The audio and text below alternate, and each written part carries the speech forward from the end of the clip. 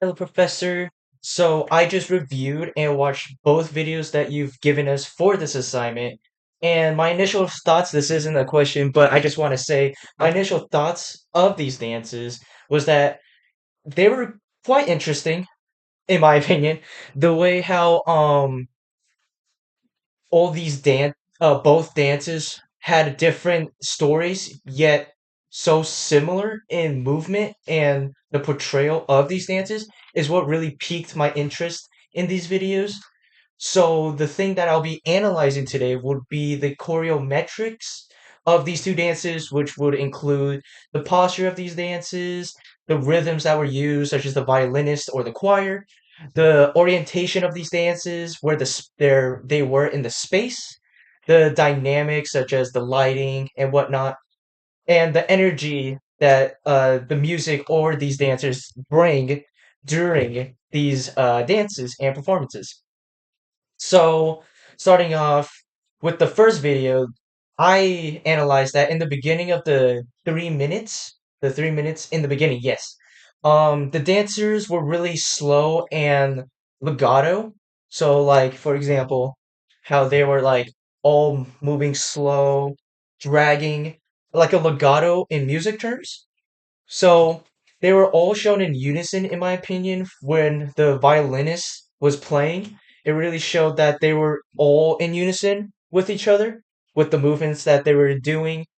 And I think this could be related to Tai Chi because in the video, when they were moving slow, you could really tell that they were uh was it? They were all in unison.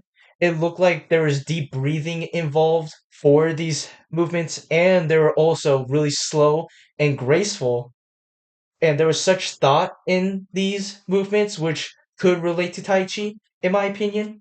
And with the crescendos and staccatos of the notes, it really accentuates these dancers of what they were doing. And the posture for the dancers, they were really low, but also straight at the same time. Like there was this one part where their their lower body was bent, but also their back was straight. I don't really know how to explain it, but that's the best I could do with it. But however, in the when the video hits, I believe it was like at the 3 minute mark, right? The tempo started to change with the violinist. And with that, the dancers started going more staccato following the violinist. So it really shows that although they're all slow and in unison, the violinist controlled them and it started making them more spontaneous and more staccato in their movements, I believe. So that's what I or analyze in the first part of the video. For the second video that you've sent us, I want to say that it is quite similar to the first one, as in it was very slow and legato at the beginning with the choir, and it showed also unison at the beginning, but also as we get more deeper into the video, I think it's around four, not 4 minutes, maybe three and a half inside the video, it starts becoming more sporadic. There was this one part where all the music just stopped. You can see someone pouring sand on themselves, and then out of nowhere, they just start throwing sand sporadically. And the music also helps heighten this performance because it shows just the state of mind, I want to say, in the dance. For example, I think it's, let's see, around the 4 minute mark, there's this woman that just sits nice and tall. That can also be with Tai Chi with their posture. But also, you can see in the back where everyone just starts throwing sand all over the place, which is quite weird in my opinion. But it really shows like the contrast in between these two things as the choir is going off with like rhythms, and it shows in the back dancers that they're following this rhythm, which shows unity as well. And also back to like Tai Chi, there's also elements of Tai Chi where there's explosive lower movement, which is also shown in the second video that you gave us. And it shows the actions of the dancers and the music as well. What else? Also, I want to say that the sporadic movements that were given in the dance, it really showed, again, Tai Chi movements. I don't know, I already said that, but it really stuck with me how the sand is a really important part of that video, in my opinion, because it just shows unison and a contrast between the dancer in front, which is all stoic and just like a statue, and then the remaining dancers in the back just going ham and whatnot. But at the end, just like both videos, they all come back together in unison. So yeah. So answering the one of the questions, some questions that were left with me after reviewing both footages was that what was the message between those two videos?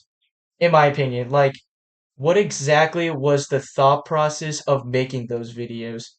In, like, a good way, because it's very, like, foreign. I want to say foreign. It's very foreign in the way how, especially the second video. The second video caught me off guard with the sand, but, like, how, like, what was the message between, like, the person in the front having sand dripped onto them and then contrasting that calmness to the explosive movements of sand just being thrown around.